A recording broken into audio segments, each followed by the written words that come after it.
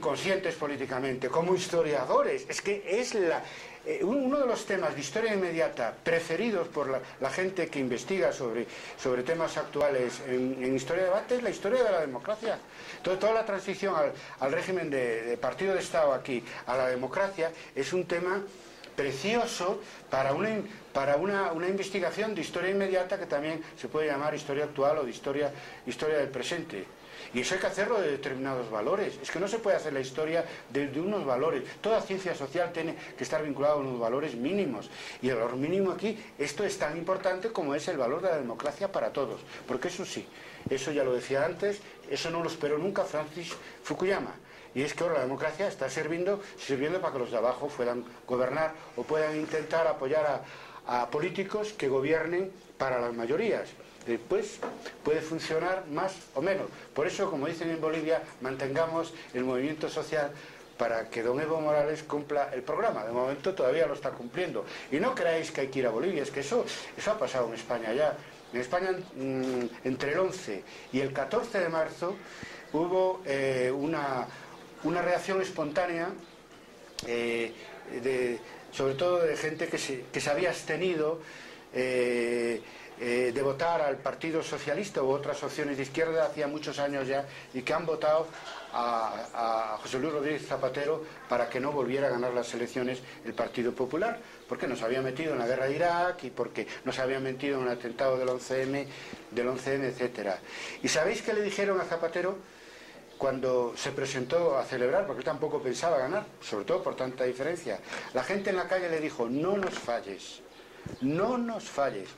Y yo les decía aquí a los colegas, porque hablamos también de historia, de antropología, y hablamos de la historia inmediata, le decía: el día que él deje de seguir aplicando su plan de reformas, que en España ya no es un problema de distribución de renta, porque bueno, es un problema, sabéis, de reformas que tienen que ver con cosas tan importantes como sacarnos de la guerra de Irak o el matrimonio de homosexuales, que no es un tema menor. Yo sé que no está al orden del día aquí, pero es un tema del tema de la violencia de género, es un tema de recoger y de dar solución a todo mucho sufrimiento humano. El tema de los handicapados, de los handicapés, como dicen los franceses, como es de los minusválidos, que es recoger el tema de la gente mayor que no se vale por sí misma, y es recoger el sufrimiento de muchísima gente, incluidos los homosexuales, durante décadas, y que por primera vez se está solucionando desde la gente mayor que no puede valerse, o de los que son inválidos, etcétera, que ahí Zapatero está haciendo un trabajo excelente, magnífico, y todavía faltan cosas. Está sin resolver el tema del País Vasco. Y el día que deje de... porque la derecha está presionando mucho, el que deje de cumplir su programa, ese día, os lo digo, pierde las elecciones. Porque ahora tenemos una sociedad civil que no solo se manifiesta en la calle, sino una sociedad civil que sabe el valor de su voto y que sabe que, bueno, que se puede tomar el poder por la vía de las urnas. Claro, no es aquello, ¿no?, lo que pensábamos, ¿no? Pero el poder es el mismo, ¿eh? Y las instituciones pueden, si son democráticas, servir para usos distintos, para conservar el sistema, pero también para mejorar la vida de la gente, que en el fondo es lo que queríamos, ¿no?, en los 60 y 70, mejorar la vida de la gente, ¿no?, ideologías aparte, ¿no? Pues eso se puede conseguir hoy, o intentar conseguir por la vía. Por eso a nosotros nos pareció indignante. Y os lo digo con toda sinceridad, no entendimos, por ejemplo, la actitud del grupo Prisa y los editoriales del periódico El País, que es aquí. Hombre, no es La Jornada, ¿no?, pero es un periódico, digamos, que es La Jornada más el Universal, para entendernos. Y ese periódico es un periódico, aparte de muy buen periódico, ese periódico que leemos las personas de izquierda desde el inicio de la transición. Es otra cosa porque no tenemos otro, pero quiero deciros, es un periódico excelente. Y yo no entendí, y los que seguimos la realidad mexicana, esos 3 o 4 editoriales contra López Obrador, ¿qué culpa tiene? Defender un programa de izquierdas cuando el país está defendiendo desde siempre al Partido Socialista, cuando estaba en la oposición y cuando está en el gobierno. Es una doble política que tiene que ver, supongo, con sus intereses empresariales aquí, totalmente respetable, que a muchos nos sorprendió. También a muchos nos pareció muy desagradable que uno de los primeros que en celebrar, a pesar de todas las dudas que ya existían, de felicitar a Felipe Calderón con todo lo que existía, fuera José Luis Rodríguez Zapatero. Yo quiero creer que estuvo mal informado.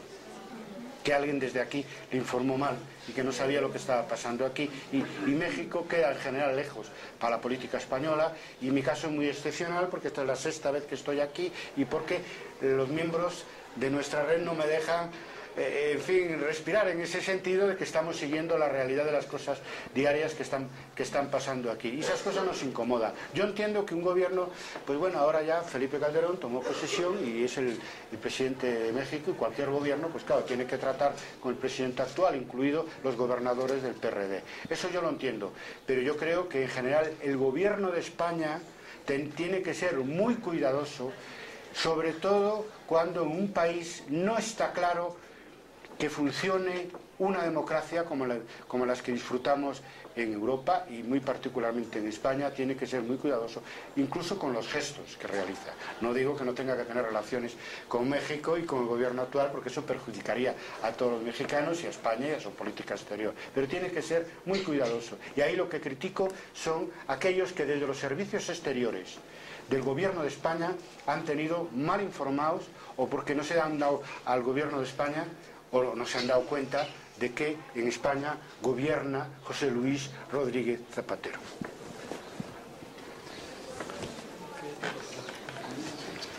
Bien, si no tienen alguna... Sí, a ver, una última pregunta. Sí.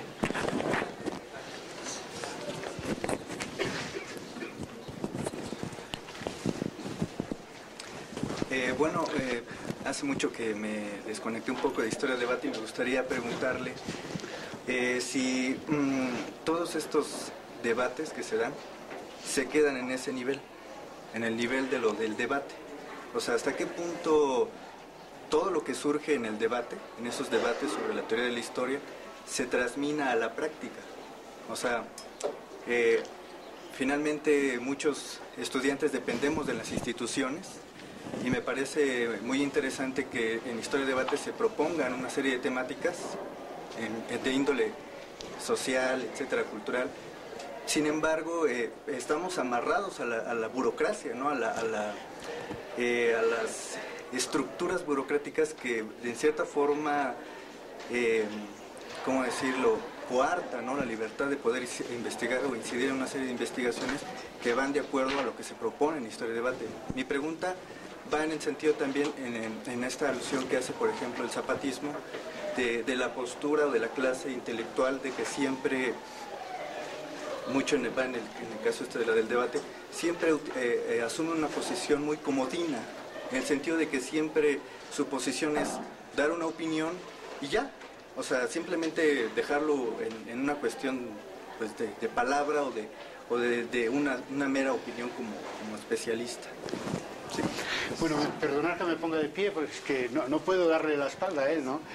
Y quedaría feo. Esto, hombre, empezar por el peso de las instituciones. Todos nosotros, a mí me gusta decir que no vamos a tirar piedras contra nuestro propio tejado, y nosotros somos profesores, investigadores de centros públicos de docencia, de investigación, y creemos en la misión de la universidad, en la misión de la investigación.